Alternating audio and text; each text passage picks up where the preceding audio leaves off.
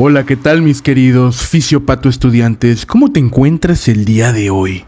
Espero que todo muy bien, que la vida te esté sonriendo.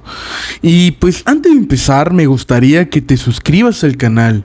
Estaré subiendo más material tanto de anatomía, fisiología, fisiopatología y farmacología. Hoy hablaremos de un tema muy interesante y muy común en nuestra sociedad, que es la anemia por deficiencia de hierro. Para esto tenemos que hablar un poco del hierro, y es que este elemento es un mineral esencial requerido por cada ser viviente para la síntesis del ADN, el transporte de oxígeno y la respiración. Tiene capacidad para aceptar y donar electrones, lo cual pues va a desempeñar un papel fundamental en diferentes reacciones enzimáticas. Su exceso puede tener consecuencias adversas para el organismo, como las observadas en la hemocromatosis o la hemosiderosis, que es una disfunción cardíaca, hepática, entre otras. Hablaremos ahorita sobre el metabolismo y la regulación de la homeostasis del hierro. Para esto vamos a hablar sobre la cantidad de hierro en el cuerpo va a desempeñar un papel importante en el funcionamiento normal y patológico del organismo. El contenido de hierro corporal promedio del hombre adulto y las mujeres posmenopáusicas se estima en 35 miligramos sobre kilogramo de peso, aunque es menor en las mujeres que menstruan.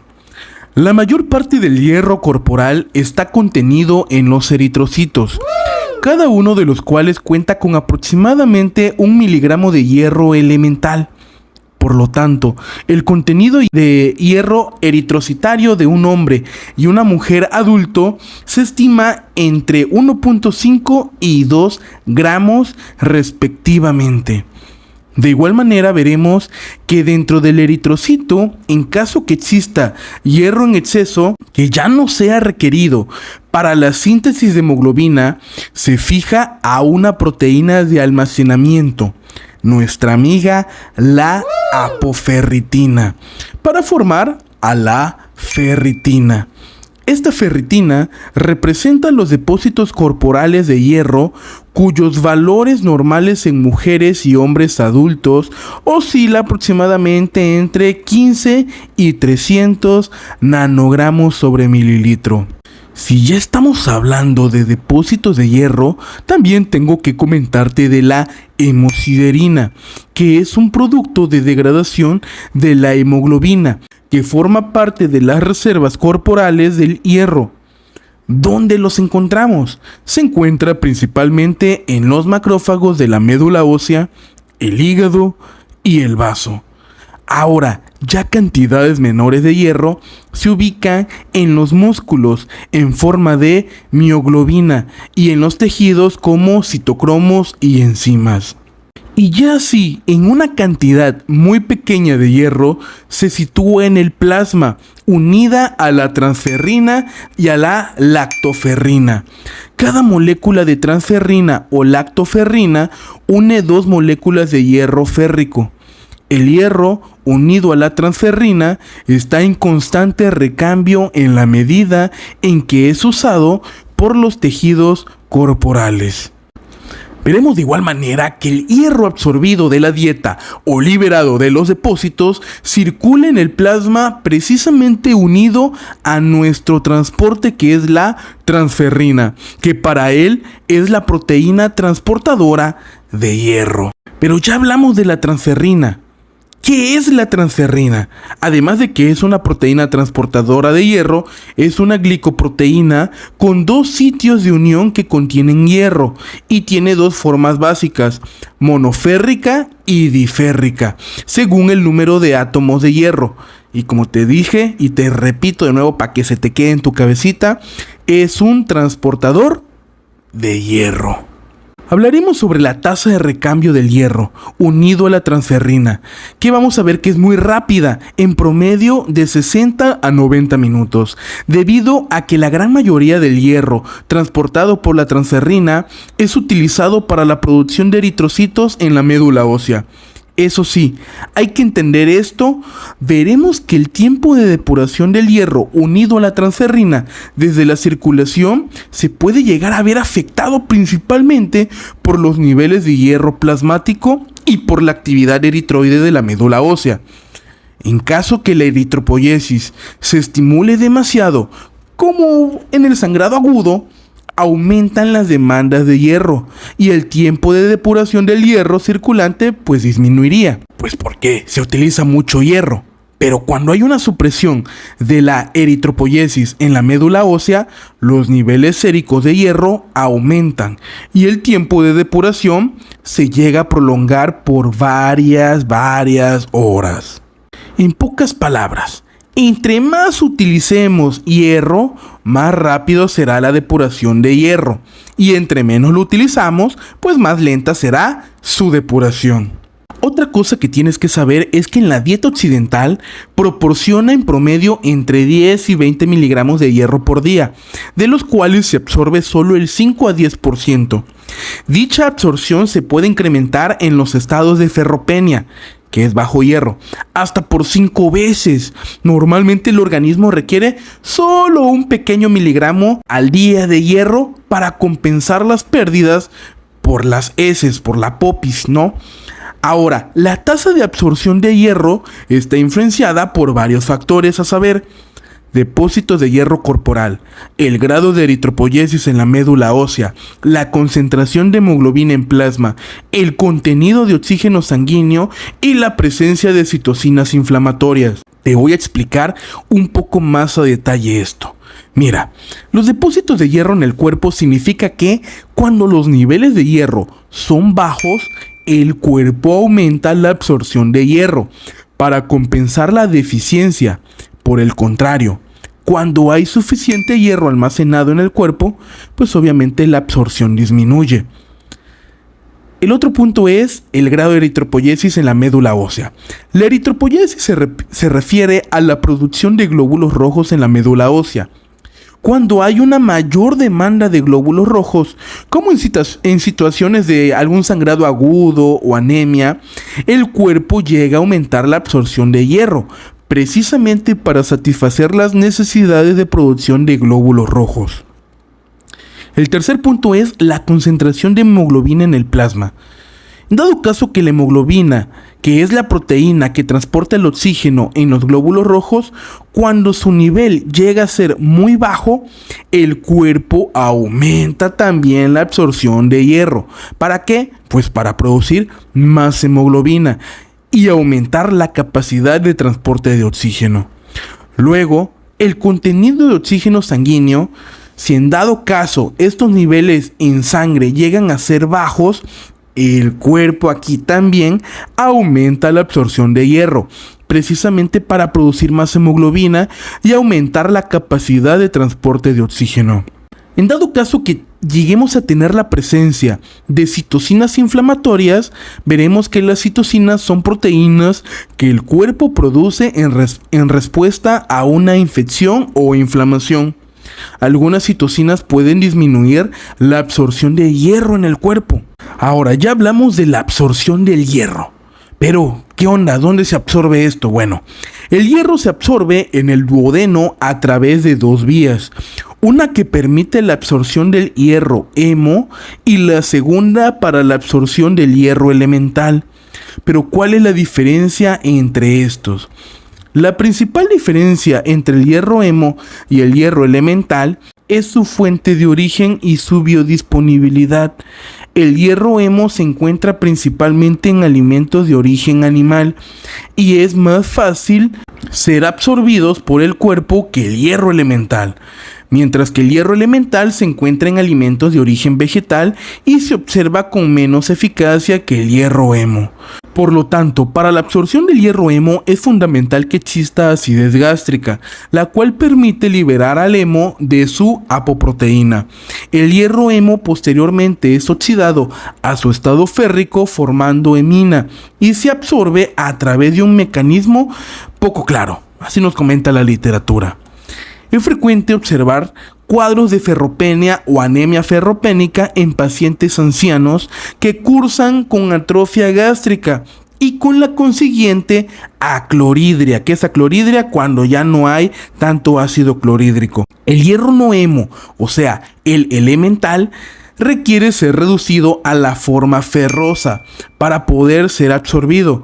Pero aquí va a ser fundamental en este último paso una enzima importante que se le conoce como citocromo B duodenal. En la absorción intestinal del hierro existen transportadores como el transportador de metales divalente, que se encarga del transporte en la membrana apical del enterocito. Una vez que el hierro es transportado al interior de las células del intestino, el hierro puede seguir dos caminos. La primera opción es que el hierro sea liberado por la descamación intestinal, es decir, que se desprenda de las células del epitelio intestinal y sea eliminado en las heces.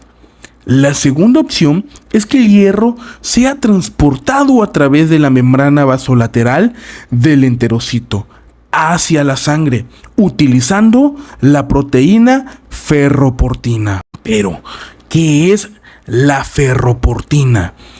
Esta es una proteína transmembrana que se encuentra en la superficie basal de las células del epitelio intestinal y se encarga de transportar el hierro hacia el plasma sanguíneo. Sin embargo, es importante señalar que la liberación de hierro por la ferroportina no es un proceso automático, sino que está regulado por distintos factores, incluyendo la presencia de la enzima efastina, que es una enzima que se une a la ferroportina, aumenta su actividad, estimulando la liberación de hierro hacia el plasma sanguíneo, como te comenté anteriormente. Por lo tanto, la actividad de la ferroportina y la efastina son fundamentales para regular el transporte de hierro desde el intestino hacia la sangre, y cualquier alteración en estas proteínas puede afectar la absorción de hierro y causar trastornos como la anemia ferropénica. Entonces veremos lo siguiente. El hierro que se libera a la circulación se une a la transferrina y es transportado a los sitios de utilización y almacenamiento del hierro que hablamos anteriormente. Cuando el hierro se encuentra unido a la transferrina, se transporta a los eritroblastos, donde se une al receptor de transferrina y entra en la célula mediante endocitosis. Si los depósitos de hierro en el organismo son bajos, la síntesis de apoferritina disminuye, por lo que la ferritina también disminuiría, y se produce un aumento en la síntesis de receptores de transferrina en la membrana del eritrocito. Esto significa que hay más receptores de transferrina disponibles para unirse a la transferrina y transportar el hierro hacia la célula. Ahora, en los estados inflamatorios agudos, como la infección, el cáncer o la inflamación crónica, los niveles de ferritina pueden estar elevados, lo que dificulta el diagnóstico de deficiencia de hierro. Sin embargo, el receptor de transferrina en la membrana del eritrocito puede detectar la falta de hierro en el organismo a través de la disminución de la síntesis de apoferritina y el aumento de la síntesis de receptores de transferrina. Esto significa que, incluso en presencia de altos niveles de ferritina, el organismo puede detectar deficiencia de hierro. Es por eso que la concentración de ferritina no es suficiente para diagnosticar deficiencia de hierro y se deben considerar otros factores. Ahora, ¿pero por qué la ferritina se puede elevar si no hay aumento de hierro? Cuando hay inflamación en el cuerpo, las células producen ciertas sustancias llamadas citocinas proinflamatorias, como la interleucina 6, que pueden estimular la síntesis de ferritina en el hígado y otros tejidos. Esto se debe a que la ferritina también tiene un papel en la respuesta inmunológica del cuerpo a la inflamación, al actuar como una proteína de fase aguda.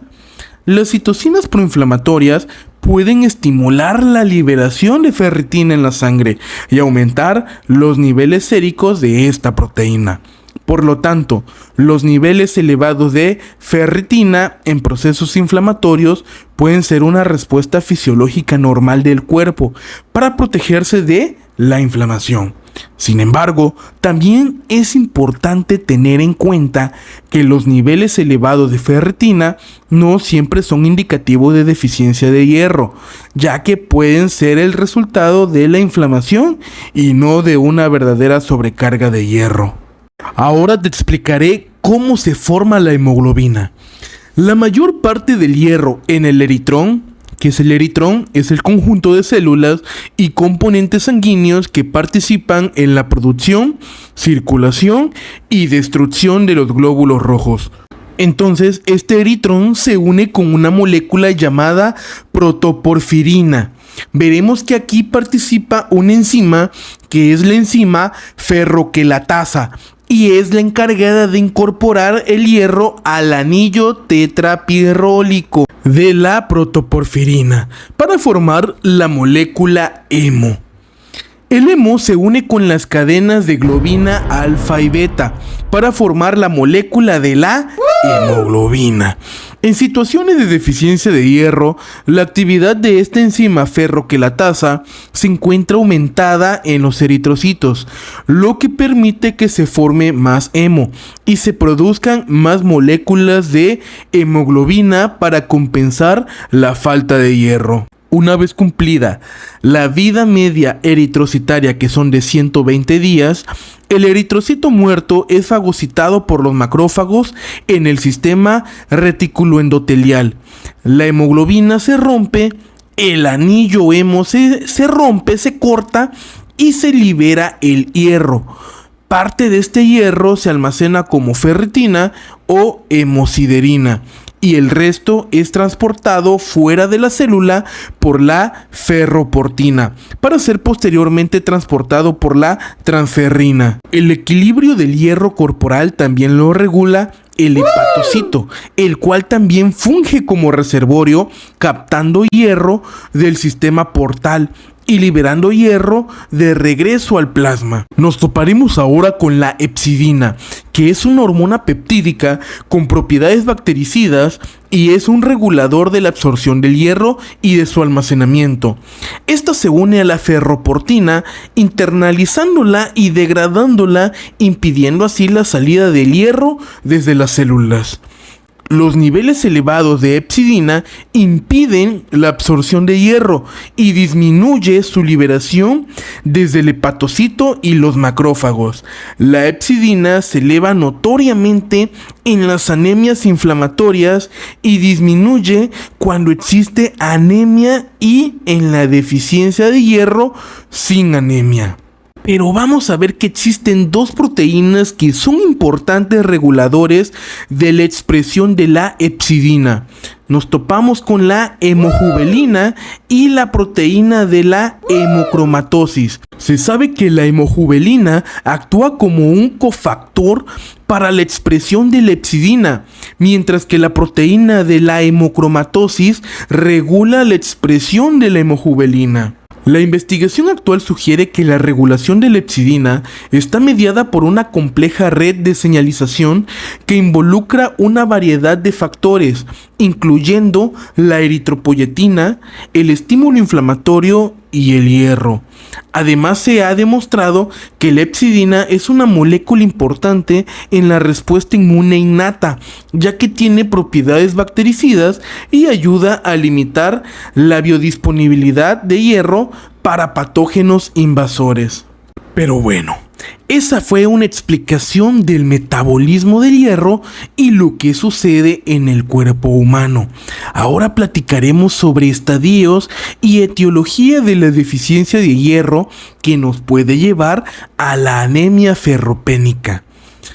En la génesis de la deficiencia de hierro y de la anemia por deficiencia de hierro existen diferentes estadios que reflejan los acontecimientos progresivos de depleción de dicho metal.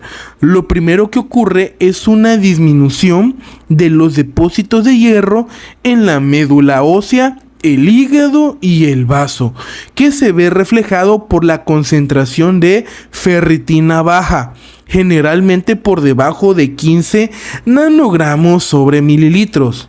A medida que la deficiencia de hierro avanza, la capacidad del organismo para fijar el hierro también se ve afectada, lo que se refleja en un aumento de la capacidad de fijación del hierro total. Esta capacidad de fijación del hierro total es una medida de la cantidad de hierro que puede unirse a la proteína transportadora de hierro, llamada transferrina en el suero. Cuando hay una disminución de hierro en el cuerpo, la transferrina tiene una mayor capacidad de unir hierro, lo que resulta en un aumento de la capacidad de fijación del hierro total. Por otro lado, la medición del receptor soluble de la transferrina mide la cantidad de receptores solubles de transferrina que están presentes en la sangre. Cuando hay una deficiencia de hierro, el cuerpo produce más receptores solubles de transferrina para intentar captar más hierro, por lo que los niveles del receptor soluble de transferrina llegan a aumentar.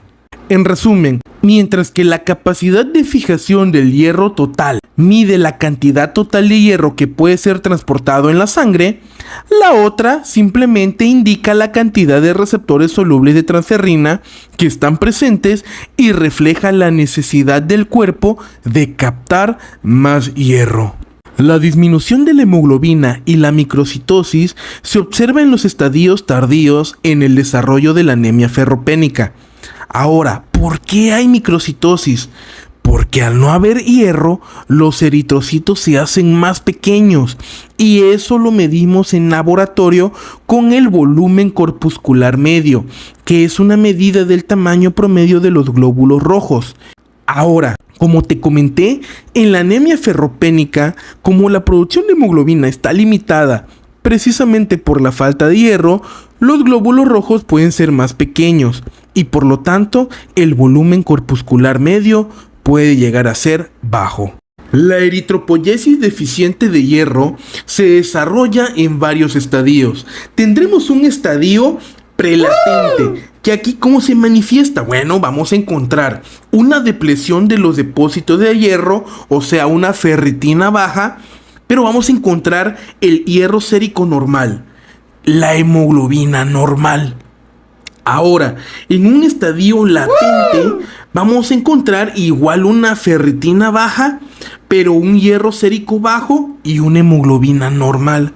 En una anemia por deficiencia de hierro, que ya sería, digamos, el estadio ya más crónico, vamos a encontrar ferritina baja, hierro sérico bajo y hemoglobina baja. Ahora hablaremos sobre la etiología de la deficiencia de hierro. Veremos que, con la excepción del desarrollo fetal, en el cual la placenta controla la transferencia del hierro de la madre hacia el feto, el tracto gastrointestinal es el principal sitio de la entrada corporal del hierro. Por tanto, el balance entre la captación del hierro y las pérdidas se mantienen en perfecto equilibrio. Es por eso que cualquier factor que llegue a alterar este equilibrio llevará precisamente a una deficiencia de hierro. La captación alterada del hierro refleja problemas en el tracto gastrointestinal superior. El sangrado es la principal causa de pérdidas de hierro y puede ocurrir en cualquier sitio a lo largo del aparato digestivo. El primer problema que vamos a tener en la captación alterada de hierro desde el tracto gastrointestinal es una pobre biodisponibilidad. El hierro se absorbe principalmente en el duodeno y en el yeyuno superior. La acidez gástrica contribuye a la conversión de las sales de hierro a las formas más absorbibles. Muchas plantas producen quelantes fuertes que están contenidos en los cereales como el trigo y que alteran la absorción de hierro. Las condiciones que aumentan el pH gástrico impiden su absorción. Cirugías como la vagotomía o hemigastrectomía para la úlcera péptica eran causas frecuentes de deficiencia de hierro, pero en la actualidad el empleo de fármacos como inhibidor de bomba de protones, como el omeprazol, constituye una causa habitual de absorción defectuosa de este elemento. La deficiencia de hierro a menudo acompaña y exacerba a la anemia perniciosa por deficiencia de vitamina B. La función alterada de las células parietales también reduce la producción del factor intrínseco y por ende disminuye la acidez gástrica, impidiendo una absorción adecuada del hierro. También nos podemos encontrar como segundo punto una inhibición de la absorción del hierro. Por ejemplo, el café y el té contienen compuestos que inhiben la absorción del hierro. Los taninos del té y de esta forma constituyen quelantes poderosos que forman complejos estrechos con el hierro ónico. Por lo tanto, eluden el aparato de absorción de este elemento. El consumo de té con los alimentos altera precisamente esa absorción de hierro más marcadamente que cuando se consume entre las comidas. Los quelantes del hierro del café entran a los fluidos corporales, incluyendo la leche materna, lo cual puede exacerbar la deficiencia de hierro neonatal. Como tercer punto, nos podemos encontrar con la disrupción de la mucosa entérica. Aquí nos toparemos con el SPRUE, que es una enfermedad gastrointestinal crónica que se caracteriza por la malabsorción de nutrientes, especialmente de vitaminas y minerales, y que puede provocar diarrea crónica, pérdida de peso y deficiencias nutricionales. Puede haber tanto tropical como no tropical, como la enfermedad celíaca. Puede alterar la absorción del hierro. En esta enfermedad ocurre degeneración del epitelio intestinal e inflamación crónica que llevan a una profunda malabsorción. También nos podemos encontrar como cuarto punto a la pérdida de intestino funcional. Precisamente cuando se resecan grandes segmentos del intestino en una cirugía, puede haber disrupción de la absorción del hierro. La deficiencia de hierro postquirúrgica se desarrolla lentamente y a veces pasa desapercibida por varios años. Además de un trastorno de malabsorción, otro factor que nos puede generar una deficiencia de hierro son las pérdidas sanguíneas. Por ejemplo, las pérdidas sanguíneas fisiológicas. El sangrado menstrual es la causa más común de deficiencia de hierro en las mujeres en edad reproductiva. Se considera como hemorragia menstrual promedia de 35 mililitros por ciclo, con un límite superior normal de 80 mililitros por periodo. Se han diseñado indicadores visuales de la magnitud del sangrado, como el número de toallas higiénicas o tampones utilizados en cada día del ciclo menstrual. Es importante definir si ocurren sangrados intermenstruales, que se le conoce como menometrorragias. Uno de los factores que aumenta la cantidad de sangrado lo constituye la inserción de dispositivos intrauterinos, el famoso DIU. Y hasta el 13% las mujeres con DIU desarrollan anemia un año después de haberse insertado el dispositivo intrauterino. Como otro factor para una deficiencia de hierro son los defectos estructurales. Las pérdidas sanguíneas debido a lesión estructural son una causa frecuente de deficiencia de hierro. Un ejemplo son los divertículos de Meckel, que son la lesión congénita más frecuente. En los adultos, la úlcera péptica es una causa frecuente de sangrado digestivo. La infección por Helicobacter pylori se asocia con enfermedad acidopéptica y también afecta los niveles de hierro y de ferritina. Se ha visto que la infección del antro por Helicobacter pylori sirve como sitio de secuestro del hierro a través de los receptores de membrana bacteriana que captura y usa el hierro de la lactoferrina humana. Con la erradicación del Helicobacter pylori se observa una respuesta adecuada tras la terapia con hierro oral. Otro punto importante también son las hemorroides sangrantes, que son otra causa frecuente de sangrado gastrointestinal en adultos. Los divertículos colónicos como causa de sangrado también son más frecuentes en adultos mayores. Otra causa de sangrado es el sangrado uterino disfuncional. El sangrado uterino disfuncional es la causa más frecuente de deficiencia de hierro en las mujeres posmenopáusicas. Casi siempre se acompaña de endometriosis. El sangrado es variable, de manera que algunas mujeres tienen sangrado intenso intermitente y otras cursan con sangrado diario. Y otro factor que también es muy importante son los parásitos. La principal causa de sangrado gastrointestinal en el mundo son las infecciones parasitarias. Nos vamos a topar con dos parásitos, el Necator americanus y Ancylostoma duodenale. Estos parásitos son endémicos y pueden ser asintomáticos. El sangrado es microscópico y conduce a grandes pérdidas sanguíneas en semanas a meses. Ahora te platicaré sobre las manifestaciones clínicas que pueden presentar pacientes con deficiencia de hierro y lo dividiremos en dos, niños y adultos.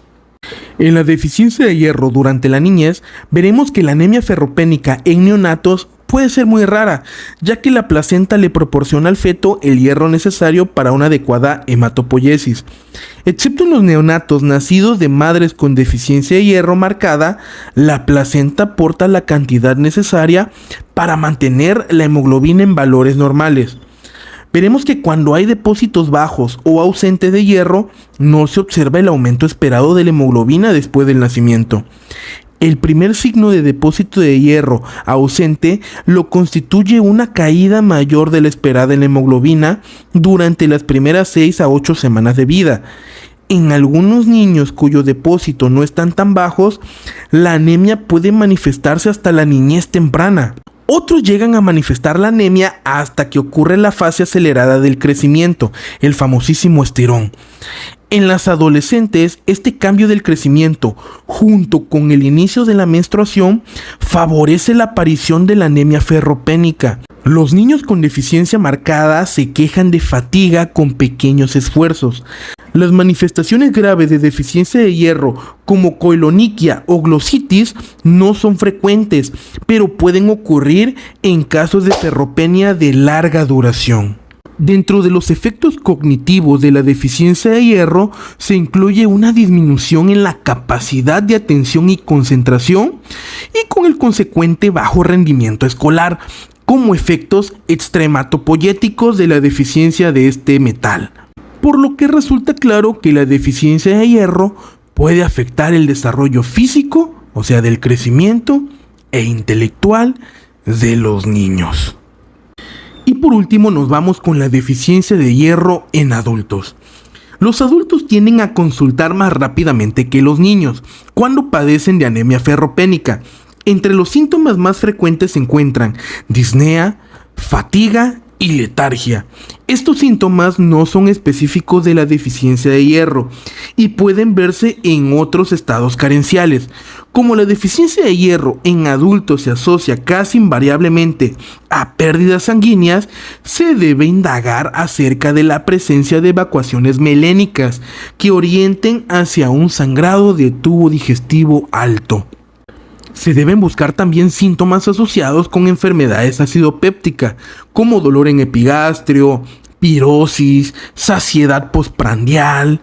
Adicionalmente, los pacientes con historia de diarrea crónica y dolor abdominal pueden tener como causa de su ferropenia la enfermedad inflamatoria crónica intestinal como la enfermedad de Crohn, que en ocasiones se asocia a síntomas sistémicos, que son pérdida de peso y fiebre.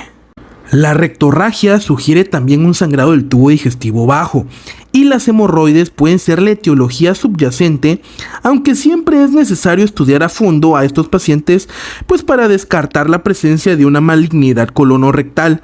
Algunos pacientes presentan dolor en la lengua y en la boca secundario a glositis y queilitis angular precisamente por la ferropenia. La coiloniquia sugiere deficiencia de hierro, pues el lecho unguial requiere hierro para generar queratina. Por lo tanto, los pacientes deficientes de hierro pueden tener una estructura unguial débil, que se torna cóncava tras la presión durante la actividad de la vida diaria. Como hay bloqueo de formación de queratina en los folículos pilosos, también estos pacientes pueden llegar a presentar cabello frágil o quebradizo. Precisamente ocurre además una disminución de la producción de cabello.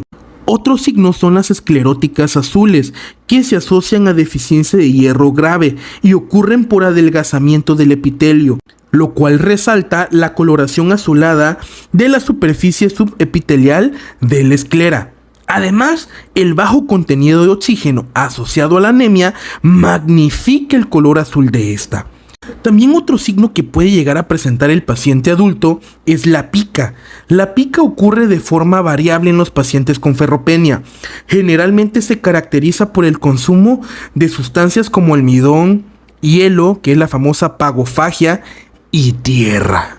Y prácticamente esto fue todo de la fisiopatología de la deficiencia de hierro y cómo nos puede generar una anemia ferropénica. Espero que te haya gustado este video. Cualquier duda, cualquier cosa, déjalo aquí en los comentarios. Ahí te responderé. Nos vemos en el siguiente video. Que tengas un excelente y maravilloso día. Te quiero mucho, nos vemos en el siguiente video. Hasta luego.